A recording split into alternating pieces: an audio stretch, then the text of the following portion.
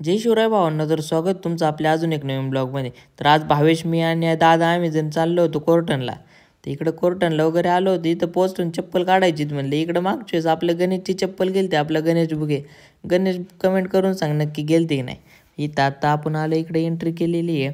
तर आत्ता आम्ही इकडं मंदिरात वगैरे गेलेलो आहे. इकडं मंदिरात वगैरे पाय वगैरे पडून बाहेर आलो. मंदिरात थोडा व्ह्यू घेतला. इकडं आता निघालो होतो परत दुसरीकडे आपल्याला जायचं होतं दर्याबाई पाडायला. देवाचं मस्तपैकी इकडे दर्शन वगैरे घेतलं आणि भाऊ इकडे डायरेक्ट दाऱ्याबाईला पोचलो ना. इकडे दाऱ्याबाईला पोचलो, माकडं बिकडं होते. काय हो, माकडांपासून सावधगिरी करीत डायरेक्ट मंदिरात पोचलो. इकडे देवीच्या पाया वगैरे पडलो. इकडं खूप भारी व्ह्यू आहे आतमध्ये. इकडे तुम्हाला माहितीच असं ना, ऐतिहासिक इकडे पाणी वगैरे टपकतं. किती पण उन्हाळा असू दे, नाही काही पण असू दे भाऊ, इकडं पाणी वगैरे टपकतं. दर्शन घेऊन इकडं वरती आलो भाऊ. इकडं माकड डायरेक्ट चकना घेऊन आलतं ना. त्या लोकांनी पार्लेचे बिस्किट पुढे आणले होते. पार्लेचं बिस्किट सोडून डायरेक्ट भाऊ चाकणं आणला, कारण आज 30 होतं भाऊ. काही नातखोळा विषय करून टाकला. इकडं पार्नरला पोचलो. इकडे तेजस आणि बाबू भेटले.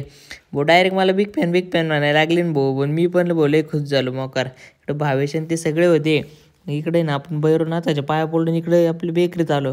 बेकरीत आलो तर भाऊ आपला नवीन कारागीर तसा डेंजर, तसं भाऊ डेंजर कारनामे करीत होता. बघितला का देव जाळ. आता असंच झाड आहे ना, आपल्या व्हिडिओ लावीत जा.